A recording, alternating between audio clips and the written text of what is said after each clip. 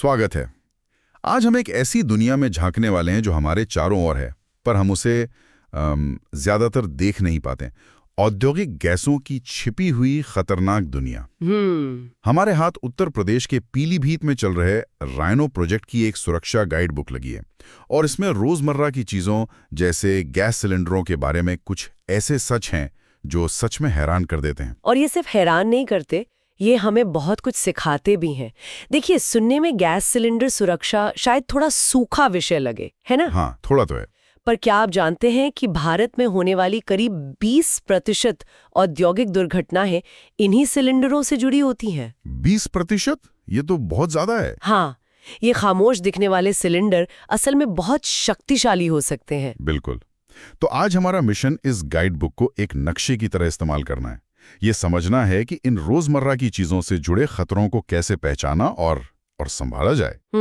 चलिए, इसकी एक एक बात को खोलकर देखते हैं और उन छिपे हुए नियमों को समझते हैं जो हजारों लोगों को हर दिन सुरक्षित रखते हैं। हाँ, और सबसे दिलचस्प बात ये नहीं है कि नियम क्या हैं, बल्कि ये है कि वो नियम वैसे क्यों हैं, उनके पीछे का विज्ञान, उनकी वजह, उनका तर्क। हाँ, उनका तर्क, वही असली ज्ञान है। ये सिर्फ नियमों की एक सूची नहीं है, ये हादसों को टालने का एक पूरा दर्शन है। तो चलिए शुरू करते हैं।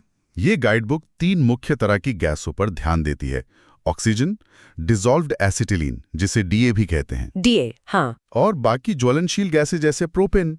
और यहीं पर पहली चौंकाने वाली बात सामने आती है।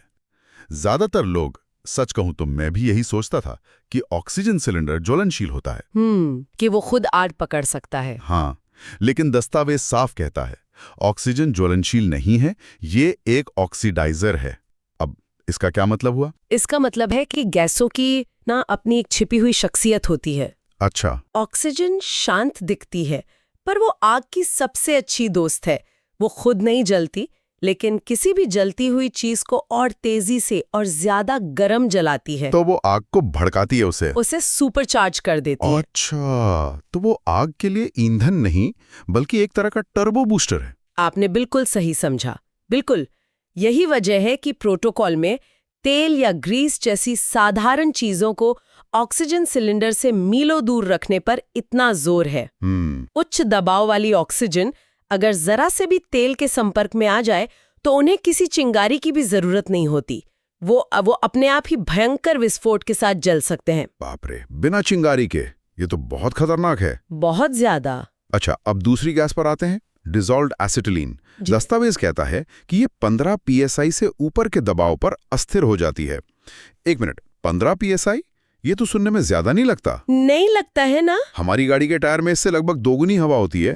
इतने कम दबाव पर यह खतरनाक कैसे हो सकती है? हाँ, ये बात समझना बहुत जरूरी है। एसिटिलीन की शख्सियत ऑक्सीजन से बिल्कुल उल्टी है। वो अंदर से बेहद अस्थिर और आप कह सकती है गुस्सैल। हाँ, आपके टायर की हवा यानी नाइट्रोजन एक स्थिर गैस है, लेकिन एसिटिलीन के अणु बहुत कमजोर बंधनों से जुड़े होते हैं। 15 psi से ज्यादा दबाव या एक जोर का झटका भी इन बंधनों को तोड़ सकता है और ये एक चेन रिएक्शन शुरू कर देता है, जिससे गैस बिना हवा के भी विस्फोटक रूप से विघटित हो जाती है। मतलब ये अपने आप में एक बॉम्ब है? बिल्कुल। ठीक है, पर फिर इसे सिलेंडर में रखते कैसे? दस्तावेज में लिखा है कि इसे एसीटोन में घोलकर रखा जाता है। मतलब एक गैस को एक तरल में घोलकर सिलेंडर में भरते हैं। ये तो बहुत ही अजीब तरीका लगता है। पर यह अजीब इसलिए लगता है क्योंकि एसिटिलीन एक आम गैस नहीं है। इसे सुरक्षित बनाने के लिए इंजीनियरों ने एक शानदार तरीका निकाला। क्या? सिलेंडर अंदर से खोखला नहीं होता। नहीं, उसके अंदर एक स्पंजी मतलब छिद्रपूर्ण पदार्थ भरा होता है जो पूरी तरह से एसीटोन नाम के एक तरल में डूबा होता है। अच्छा, एक तरह का सेफ्टी स्पंज। हाँ, ये एक बेहतरीन तरीका है इसे समझने का। फिर एसिटिलीन गैस को इसमें घोला जाता है, ठीक वैसे ही जैसे सोडा की बोतल में कार्बन डाइऑक्साइड गैस पानी में घुली होती है। ओके। और ये स्पंज सिर्फ सोखता नहीं, ये गैस को लाखों छोटे छोटे हिस्सों में बांट देता है, ताकि अगर एक हिस्से में कोई समस्या हो भी तो वो पूरे सिलेंडर में आग की तरह न फैले। समझ गया। इसी वजह से एक और जरूरी नियम बनाया गया है, एसिटिलीन सिलेंडर को हमेशा सीधा रखें। हमेशा सीधा? हाँ, अगर आप उसे लिटा देंगे तो तरल एसीटोन एक तरफ बह जाएगा और गैस के कुछ हिस्से बिना घुले रह जाएंगे। और बिना घुली एसिटिलीन, यानी एक बहुत बड़ा खतरा। समझ गया। तो अब हम इन गैसों के खतरनाक स्वभाव को समझ गए हैं। ऑक्सीजन आग को भड़काती है और एसिटिलीन खुद एक छोटा बम है। तो सवाल ये उठता है कि इन दो दुश्मनों को एक ही छत के नीचे सुरक्षित कैसे रखा जाए? बिल्कुल, यहीं पर स्टोरेज के नियम काम आते हैं। इन्हें आप सबसे बुरे रूममेट समझ सकते हैं। हाँ, एक को आग लगाना पसंद है और दूसरा जरा सी बात पर फट सकता है। तो सबसे पहला नियम है सोशल डिस्टेंसिंग। दस्तावेज की भाषा में कहें तो सेग्रीगेट टू आइसोलेट। हाँ, oxygen and flammables are enemies in storage, मतलब इन्हें अलग थलग रखो। और इसके लिए नियम बहुत साफ हैं। या तो ऑक्सीजन और ज्वलनशील गैसों के सिलेंडरों के बीच कम से कम 20 फीट, यानी करीब 6 मीटर। हाँ, करीब 6 मीटर की दूरी रखें। या फिर अगर जगह कम है तो उनके बीच कम से कम 1.5 मीटर ऊंची, आधे घंटे तक आग सह सकने वाली दीवार बना दें। और ये दूरी और दीवार का नियम एक बफर जोन की तरह काम करता है। Buffer zone? सोचिए, अगर ज्वलनशील गैस के सिलेंडर में लीक होता है और उसमें आग लग जाती है, तो ये दूरी आपको प्रतिक्रिया देने के लिए कीमती सेकंड या मिनट देती है। ये आग की गर्मी को ऑक्सीजन सिलेंडर तक पहुंचने से रोकती है। अच्छा। अगर ऑक्सीजन सिलेंडर बहुत ज्यादा गर्म हो गया तो अंदर का दबाव इतना बढ़ जाएगा कि वो एक रॉकेट की तरह फट सकता है। और फिर वो आपको कई गुना बढ़ा देगा। बिल्कुल, ये नियम एक हादसे को महाहादसे में बदलने से रोकता है। और भी कई छोटे छोटे लेकिन जरूरी नियम हैं, जैसे सिलेंडरों को हमेशा सीधा और जंजीरों से बंधा हुआ रखना चाहिए ताकि वे गिर न सके। हाँ, और भरे और खाली सिलेंडरों पर साफ साफ निशान लगाकर उन्हें अलग रखना चाहिए ताकि कोई गलती से खाली सिलेंडर न उठा ले। और जब इस्तेमाल में न हो तो वॉल्व के ऊपर हमेशा मोटी मेटल की सेफ्टी कैप लगी होनी चाहिए। और राइनो प्रोजेक्ट की गाइड बुक में एक बहुत व्यावहारिक बात लिखी है। वहां के लिए निर्देश है कि सिलेंडर एक ताले वाले आउटडोर शेड में रखे जाएं, जिसके चारों ओर कम से कम 3 मीटर की खाली जगह हो। 3 मीटर की खाली जगह? हाँ, ये दिखाता है कि इन सामान्य नियमों को एक असली दूर दराज की प्रोजेक्ट साइट पर कैसे लागू किया जाता है।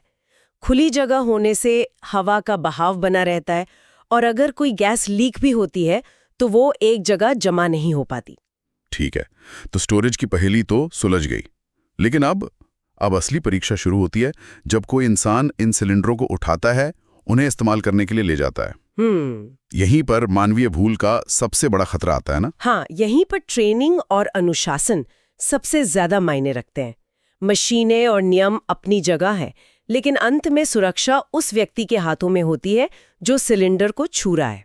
गाइड बुक में सबसे पहली हिदायत है कि सिलेंडरों को कभी भी घसीटना या लिटाकर लुढ़काना नहीं चाहिए। कभी नहीं। हमेशा ट्रॉली का इस्तेमाल करें।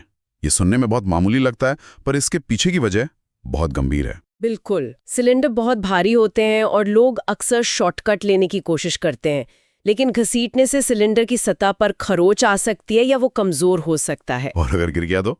अगर सिलेंडर गिर गया तो उसका वाल्व टूट सकता है और अगर ऐसा हुआ तो अंदर की गैस बेहद तेज दबाव के साथ बाहर निकलेगी और वो भारी सा सिलेंडर एक बेकाबू मिसाइल बन जाएगा। मतलब फिल्मों में जो दिखाते हैं कि हीरो सिलेंडर का वाल्व तोड़कर उसे रॉकेट की तरह इस्तेमाल करता है, हाँ, वो असल में हो सकता है, बस फर्क ये है कि असलियत में उसका कोई निशाना नहीं होता। कोई निशाना नहीं होता और वो दीवारें तोड़ता हुआ कहीं भी जा सकता है। ये कोई मजाक की बात नहीं है। सही बात है। अच्छा, एक और शानदार सेफ्टी फीचर की बात करते हैं जो रेगुलेटर से जुड़ा है। हाँ, ये तो कमाल का है। दस्तावेज कहता है कि ऑक्सीजन रेगुलेटर की चूड़ियां सीधी कसती हैं, यानी राइट हैंडेड, और एसिटिलीन की उल्टी, यानी लेफ्ट हैंडेड। मैंने कभी इस पर ध्यान नहीं दिया। ये तो बहुत ही सरल लेकिन शानदार तरीका है किसी बड़ी गलती को रोकने का। इसे हैंडेड थ्रेड्स कहते हैं और ये एक जीनियस डिजाइन है। ये इसलिए बनाया गया है ताकि कोई कितनी भी कोशिश कर ले, वो गलती से ऑक्सीजन की लाइन को एसिटिलीन के सिलेंडर से या एसिटिलीन की लाइन को ऑक्सीजन से नहीं जोड़ सकता। वो फिट ही नहीं होगा। ये उस एक मानवीय भूल को असंभव बना देता है जो तुरंत एक भयंकर विस्फोट का कारण बन सकती है। वाह। इसके अलावा गाइड बुक में 2 और जरूरी कदमों का जिक्र है। लाइनों को पर्ज करना और फ्लैशबैक अरेस्टर्स का इस्तेमाल करना। ये फ्लैशबैक अरेस्टर, ये क्या चीज है? फ्लैशबैक अरेस्टर एक छोटा लेकिन जान बचाने वाला उपकरण है। वेल्डिंग या कटिंग के काम में जो लॉ टॉर्च से बाहर निकलती है, वो कभी-कभी कुछ गड़बड़ी होने पर उल्टी दिशा में भाग सकती है। मतलब होस से होते हुए सिलेंडर की तरफ? हाँ, बिल्कुल। इसे फ्लैशबैक कहते हैं। तो ये एक तरह का फायरवॉल है जो होस के अंदर होता है। आप इसे आग के लिए एक वन वे सिक्योरिटी गेट समझ सकती हैं। अच्छा। ये गैस को तो बाहर जाने देता है, लेकिन आग की लपट को अंदर आने से फौरन रोक देता है।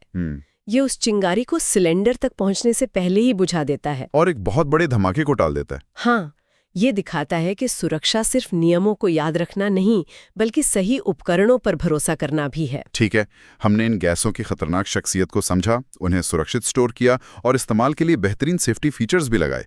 लेकिन हम सब जानते हैं कि कभी-कभी सारी सावधानियों के बावजूद हादसे हो जाते हैं, तब क्या? और जब ऐसा होता है तो आपकी पहले से की गई तैयारी ही आपकी सबसे बड़ी ढाल बनती है। घबराहट में सोचने का समय नहीं होता, तब आपकी आदतें और ट्रेनिंग काम आती हैं। गाइड बुक में आपातकालीन प्रक्रियाएं भी साफ साफ लिखी हैं। अगर गैस लीक होती है तो तुरंत उस जगह को खाली करें, बिजली बंद करें और उसे हवादार बनाएं। अगर आग लग जाए तो CO2 या ड्राई केमिकल वाले अग्निशामक का इस्तेमाल करें और अगर संभव हो तो सिलेंडर को दूर से पानी से ठंडा करते रहें, ताकि दबाव बढ़ने से वो फट ना जाए। हाँ, यहाँ तैयारी का असली मतलब समझ आता है। राइनो प्रोजेक्ट में एक मस्टर पॉइंट तय किया गया है। Muster point? हाँ, एक सुरक्षित जगह जहाँ किसी भी इमरजेंसी में सबको इकट्ठा होना है। इससे पता चलता है कि हर कोई सुरक्षित बाहर निकल आया है और कोई अंदर फंसा तो नहीं रह गया। ये सिर्फ भागना नहीं है, ये एक संगठित तरीका है जान बचाने का, अपनी और दूसरों की। और आखिर में दस्तावेज में PSO यानी petroleum and explosive safety organisation का एक हेल्पलाइन नंबर भी दिया गया है। हाँ, 1800111188। ये एक जरूरी रिमाइंडर है कि ये सब सिर्फ किसी एक प्रोजेक्ट के अंदरूनी नियम नहीं है। ये राष्ट्रीय मानक है। बिल्कुल। पेसो भारत की राष्ट्रीय संस्था है जो इन मामलों को नियंत्रित करती है। ये नंबर इस बात का प्रतीक है कि सुरक्षा एक साझा जिम्मेदारी है जो एक छोटे से वर्कशॉप से लेकर राष्ट्रीय स्तर तक फैली हुई है। तो इस सुरक्षा प्रोटोकॉल की इस गहरी पड़ताल से हमने क्या सीखा? मुझे लगता है 3 सबसे बड़ी बातें हैं। पहली और सबसे बड़ी सीख ये है, गैसों की अपनी एक छिपी हुई शख्सियत होती है। ऑक्सीजन शांत दिखती है पर वो आग की दोस्त है। एसिटिलीन उपयोगी लगती है पर वो अंदर से बेहद अस्थिर हैं। उन्हें उनके बर्ताव से जानना जरूरी है। हाँ, सिर्फ नाम से नहीं। दूसरी बड़ी सीख है अलगाव का सिद्धांत, यानी जिन चीजों की शख्सियतें आपस में नहीं मिलती, जैसे ऑक्सीजन और ज्वलनशील गैसें, उन्हें हमेशा एक सुरक्षित दूरी पर रखें। ये रसायन विज्ञान का भी नियम है और जीवन का भी। सही बात है। और तीसरी सबसे जरूरी बात, सुरक्षा उपकरणों और प्रक्रियाओं में छिपी हुई बुद्धिमत्ता। उल्टी चूड़ियों वाले रेगुलेटर से लेकर फ्लैशबैक अरेस्टर तक, ये छोटी छोटी चीजें दशकों के अनुभव और हादसों से सीखे गए सबक का नतीजा है। हर नियम के पीछे एक कहानी है। बिल्कुल, ये गाइड बुक सिर्फ राइनो प्रोजेक्ट के लिए नहीं, बल्कि हर उस गैराज, फैक्ट्री और वर्कशॉप के लिए एक सबक है जहां इन सिलेंडरों का इस्तेमाल होता है। बिल्कुल सही। ये नियम सिर्फ कागज पर नहीं है, ये भौतिकी और रसायन विज्ञान के ठोस सिद्धांतों पर टिके हैं। इन्हें अपनाना सिर्फ एक नियम का पालन करना नहीं, बल्कि विज्ञान का सम्मान करना है। अंत में यह दस्तावेज सुरक्षा को एक संस्कृति के रूप में स्थापित करने की बात करता है, जहां हर कोई सिर्फ नियमों को रटता नहीं, बल्कि उनके पीछे की क्यों को समझता है और उन्हें अपनी आदत बना लेता है। और यहाँ एक विचार है जिस पर सोचा जा सकता है। बताइए। इस गाइडबुक में हर 6 महीने में ट्रेनिंग को रिफ्रेश करने और साल में एक बार ऑडिट करने की बात कही गई है। निरंतरता। हाँ, ये सोचने पर मजबूर करता है कि हम अपनी रोजमर्रा की जिंदगी में, जहां खतरे इतने स्पष्ट नहीं हैं, जैसे घर में इस्तेमाल होने वाले केमिकल या बिजली के तार, अपनी सुरक्षा की जानकारी हो कितनी बार ऑडिट करते हैं। शायद ही कभी। ये प्रोटोकॉल हमें याद दिलाता है कि सुरक्षा एक बार का काम नहीं, बल्कि एक निरंतर चलने वाली प्रक्रिया है, एक सतत जागरूकता।